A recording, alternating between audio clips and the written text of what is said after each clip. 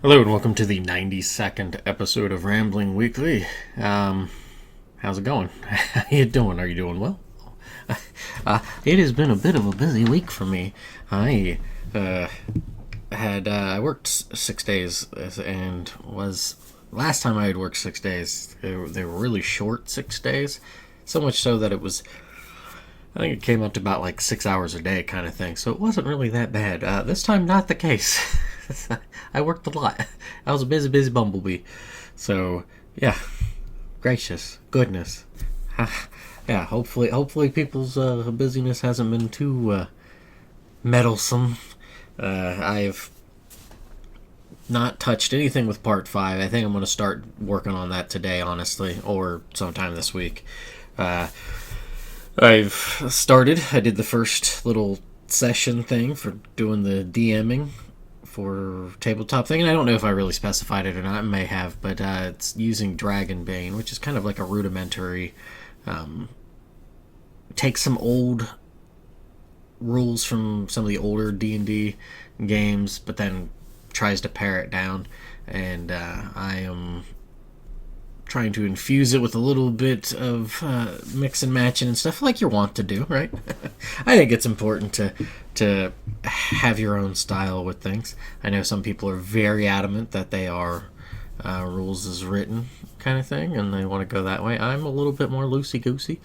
Not necessarily rules, are merely suggestions, but yeah, and not necessarily simply rule of cool.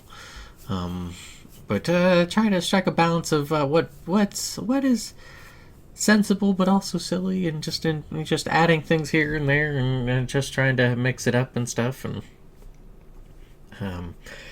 see how that goes. People seem to enjoy it, so hopefully that will continue on.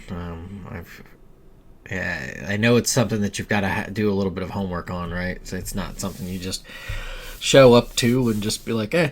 I mean, there's certainly some people who probably could do that because they are so ingrained with the knowledge of stuff. I am not that way, so. But yeah, no, that was fun. I actually played through all of the pixel remaster of Final Fantasy 1. It took me about 10 hours to do. It's probably got a little bit more recorded time from me just going and leaving the game up while taking care of some odds and ends, but it was about 10 hours. It was a very quick jaunt, and I made sure to get all of the trophies because how could I live with myself if I did not do that achievement for, like, probably my favorite game. If anything, it's certainly one of the most personal games to me. But it was fine. It was. I don't like the very quick speediness of it to some degree. However, it was nice to see that for beating the final boss, it is I think 44% of people have made that achievement on Steam, so that's nice to see. That's a really high number, I feel like, for a game to have that, because a lot of times you'll see that very quick drop off of, oh hey, we didn't even beat chapter 1 of something, and then it's from there just poof. So that, what else? The big thing was for me to actually give it a go was that they reverted the magic system back to the old style. Not fully like it, but a bit more like it. I think it's a little too how to put it, a little too much magic. Plus, having all the ether and stuff available makes it way too easy in that regard. So, but they did at least make an effort to make the final boss a little more sturdy, because you can certainly cheese it by sabering and stuff. Plus, I didn't know this when I had actually originally played through the game and beat it. Either I didn't know this, or I just didn't realize this, or something, or I just didn't think it was worth it. Coming from 8, 9, 10, 11 11-year-old kid, but the using the items as secondary things for spells and stuff. So that was really handy. That was really like learning that knowledge made things a lot easier. Subsequent playthroughs after I've gotten older, and having that now, it makes it's certainly a lot easier to circumvent troubles and whatnot. Then it's also very nice to help with the heals when you're dealing with things that don't do too much damage, so you can kind of use them to get some little heals in, so you're not wasting your resources.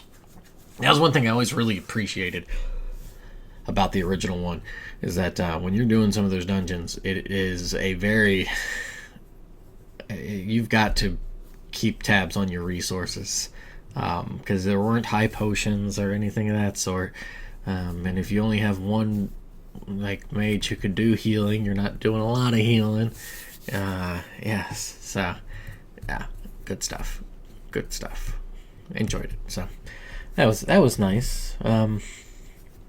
That's really been about the extent of it. I haven't done terribly much else.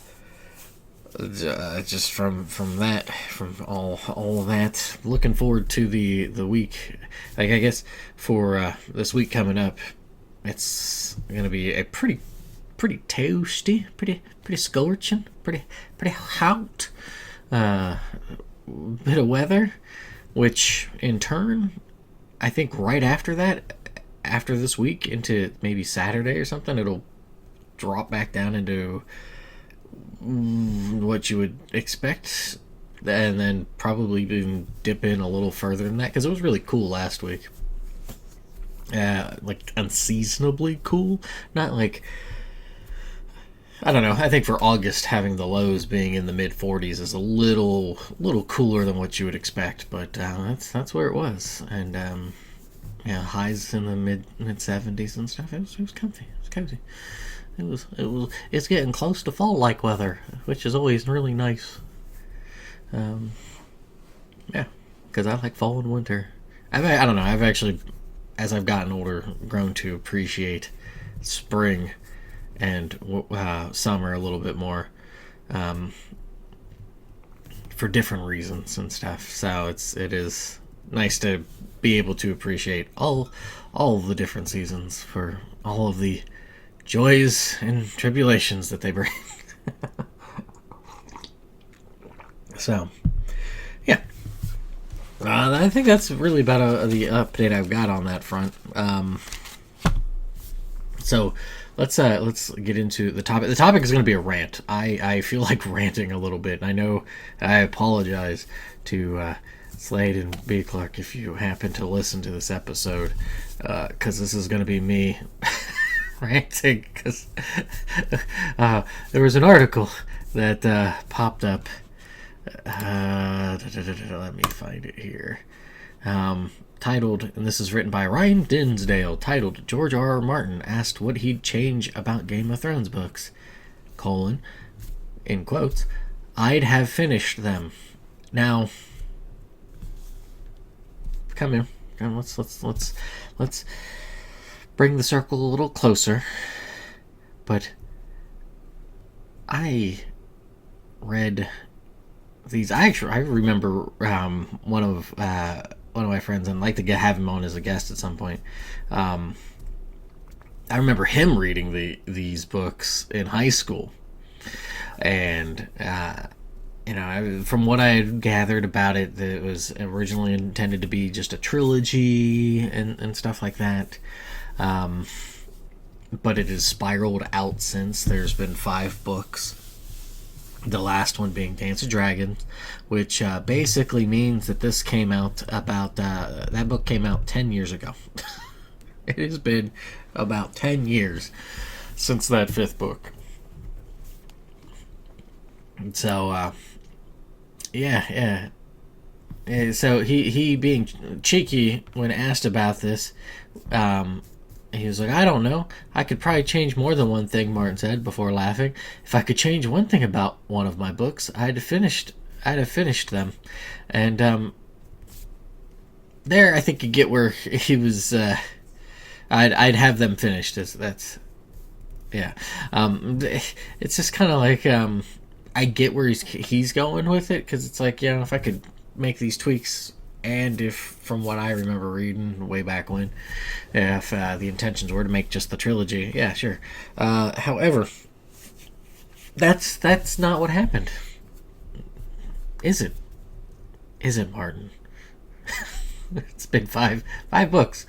Um, yeah, yeah, yeah, yeah, yeah, yeah. I don't know. This bugs me to no end. Uh, is you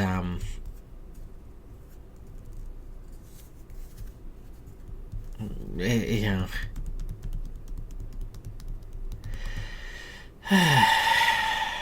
I don't know. It's just, I'm just so deflated about it. It makes me so mad, because it's like, oh yeah, ha ha ha ha. It's like,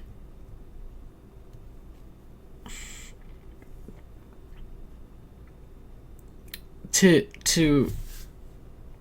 I've seen this with Isaac Asimov wrote the Foundation series, very prolific writer, but he wrote the Foundation series, and I know there was a TV series that's just come out with that. I won't give plot points away on that, because I've not watched the TV series, so who knows what differences there are, but he wrote a bunch of books in this Foundation series, got to a point, and then wrote himself into a corner that he could not quite unwrite himself out of.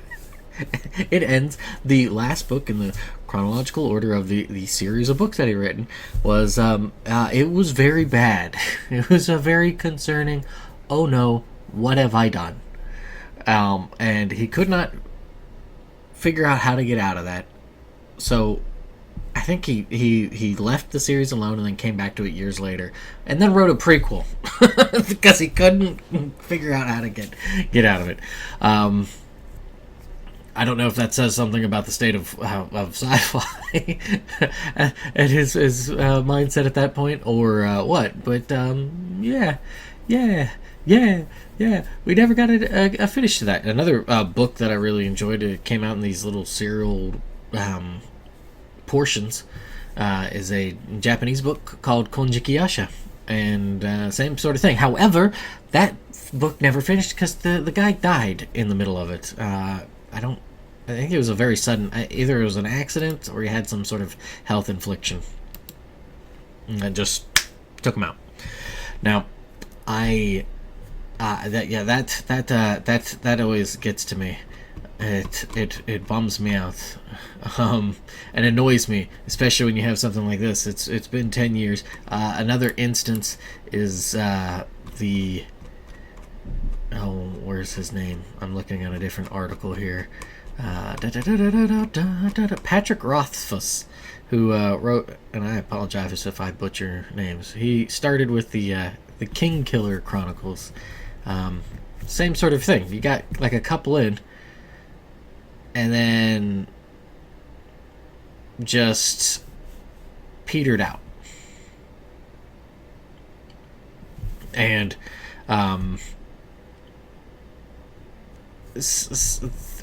these two in particular I want to bring up, because I want to get back to it in a moment, because there's something I want to shift to bring this into alignment with what I'm putting out here in my little rant and grumbles, because I enjoyed it. There's a crassness, but an interesting back and forth with Martin, because he's big at time into the War of Roses, and those little like miniatures and stuff of not necessarily like Warhammer or things like that, but like old time wargamey miniatures sort of thing that I think he really enjoyed. But so those two examples with Rothfuss and Martin start writing a series, has incredible success. Certainly Martin, probably more so than Rothfuss, or at least in a more traditional sense. Rothfuss, I think, had a lot of success with just some other odds and ends.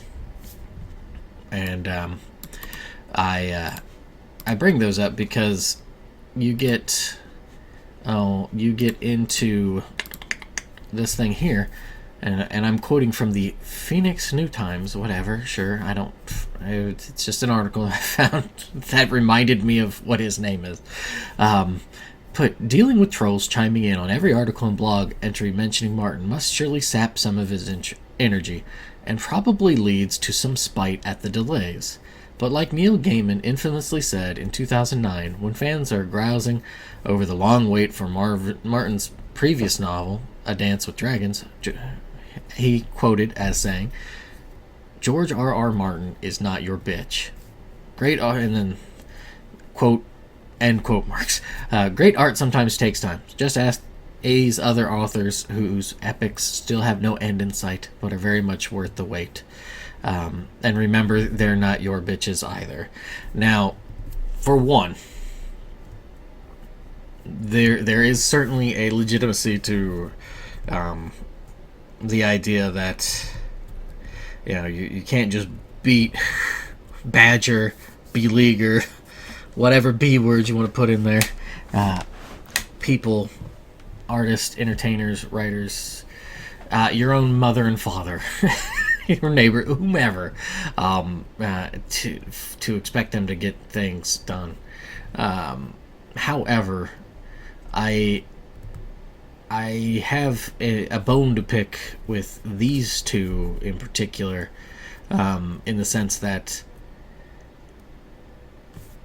they, to borrow a quote from the Conan the Barbarian film, from a certain narrator, is that all manner of pleasures and diversions were indulged. Wealth can be wonderful, but success can test one's mettle as surely as the strongest adversary. And I think this is the problem that both of them have stumbled upon and stumbled into, is that they had success, especially for Martin's case. I can't necessarily speak for Rothfuss. He seemed to have gotten it fairly early, comparatively so, in his mid-30s or so, with the Kingkiller Chronicle. And that's not to say that it's, he won several rewards with a couple, with his debut novel, and then his sequel topped bestseller for New York Times. And Martin had been a prolific writer from like the 70s, maybe even earlier than that, but like with sci-fi and everything, which makes sense why the ending of the series for Game of Thrones, at least in the TV show, it makes more sense if it was put it through the book. Why? Because the whole sci-fi tinge, I would say. But that aside, I think they fell into a surprise bit of success and just have not been able to figure out a way to kind of wrap it up, whether that's because internally they're concerned of Martin certainly sees it with how people reacted to how the show ended.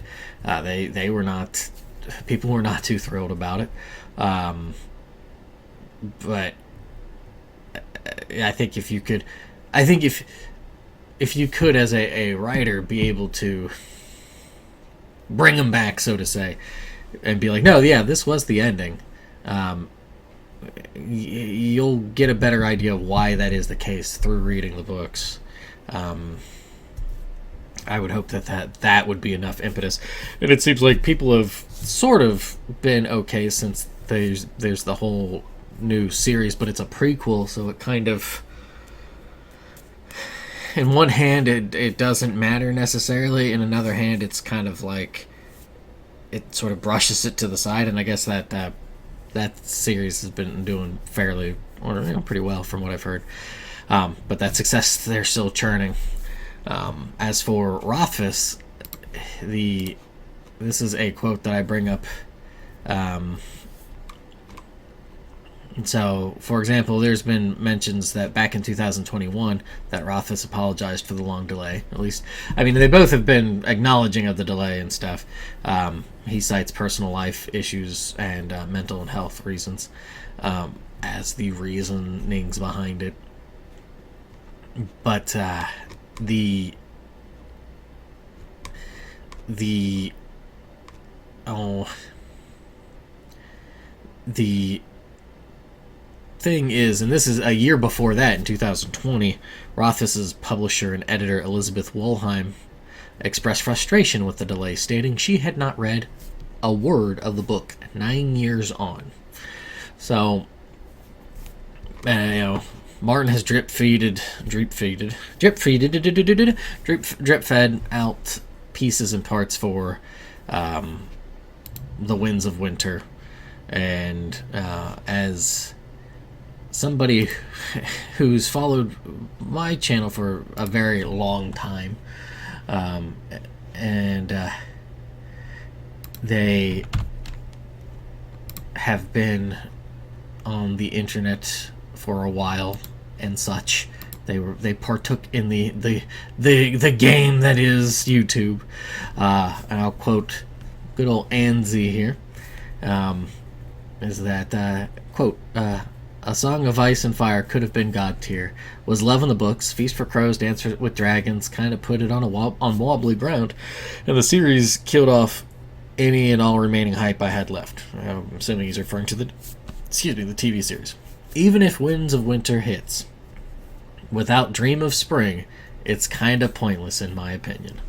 And that is certainly the unfortunate problem with that, is that it took 10 years to get through this, to try to plus for the 6th book, and we still have a 7th book to try to piece everything together how you want to. And it's been said that he has like 1,100 pages or so for this 6th book, and it's just I once again I'll quote it again, but it brings me back to the Conan the Barbarian quote. All manner of pleasures and diversions were indulged. Wealth can be wonderful, but success can test one's mettle as surely as the strongest adversary.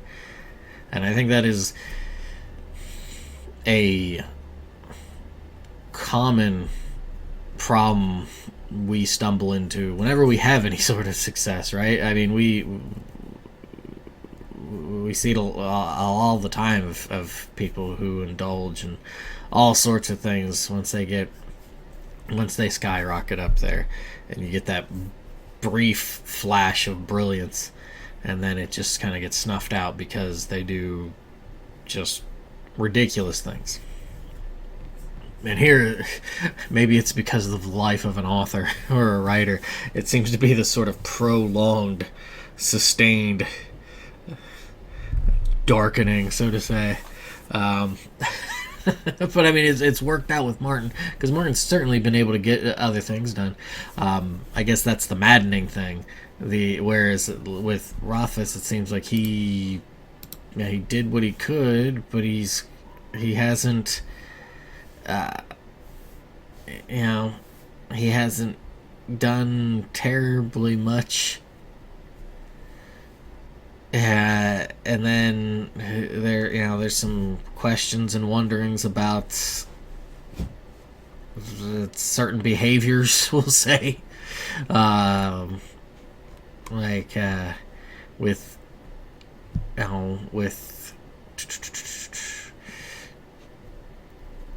so, for example, quoting here about how sharing a chapter. In December 2021, Rothfuss tweeted that he would, quote-unquote, share a full chapter of Doors of Stone if his charity reached $333,333 fundraising goal. Later that month, he added more stretch goals, with the largest being $666,000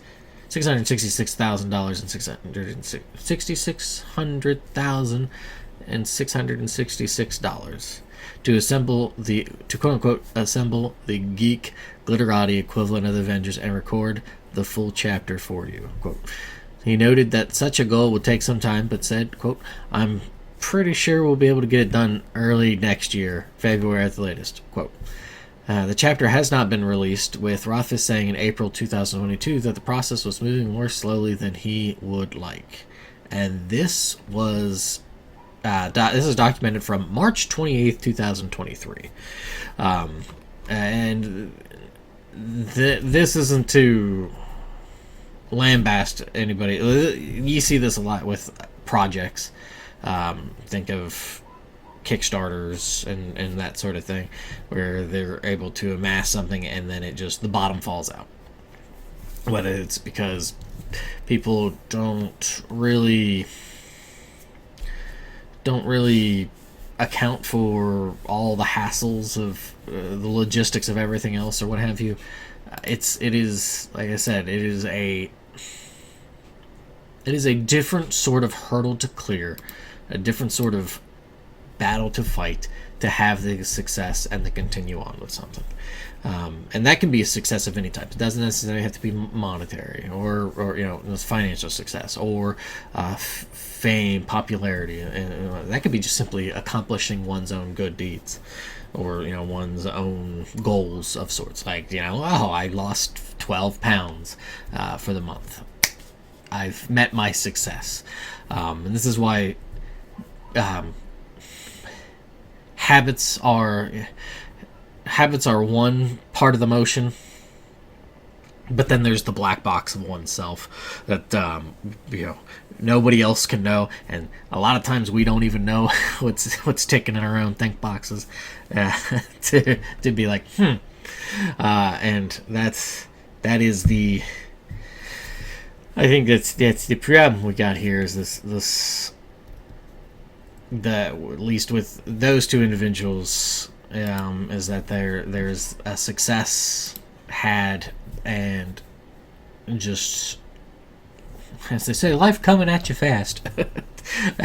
Where it's just, yeah, I mean, personally on my own sake, on a much smaller scale, the joy of having completed, and even if it is just simply self-publishing it, the joy of completing the first book and getting that done, that caused me to kind of ease off the gas a little bit, to be like, yes, I've got, I got that first book in, I got a book in, pat myself on the back. And it took me a while to get the ball rolling again. And then after getting part 1 for Sageras done, I was, even though I was very adamant to wanting to start again, I've kind of been a little up and down. I'm currently still only at 34 pages, but I'm getting back into a process of it. So I understand these sorts of things, and perhaps some may think it's a little hypocritical of me to be so harumph with at least Martin on this sort of thing. But I guess it's more of it's more of the like with Anzi had said, it was something I was really enjoying, even if the books 4 and 5 were a little clunky. Those first 3 books were just primo stuff, and to not have a story get its completion is always a sad thing. I feel like there is a loss, not even just simply with the writer, but the readers as well. There is a loss that we all experience, and it's kind of one of those things, right? It's like, how do you know you've lost something when you don't even know it, or like if it's never existed, kind of thing. But because it could be that books 6 and 7s do come out and it's a bunch of kacharpel, it's a bunch of trash, a bunch of garbage, but at least it'd be completed.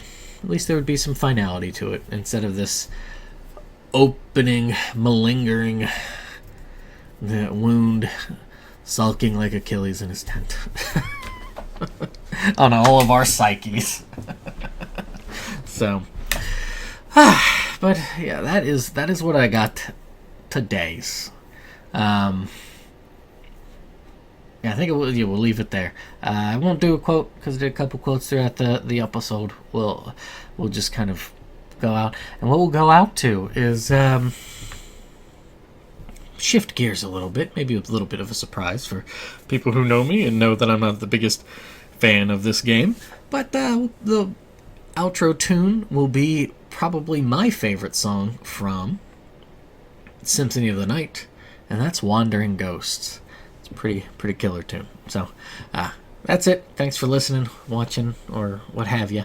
I don't know what else you could really do. I hope you're not like trying to lick your screen or something. That's kind of weird.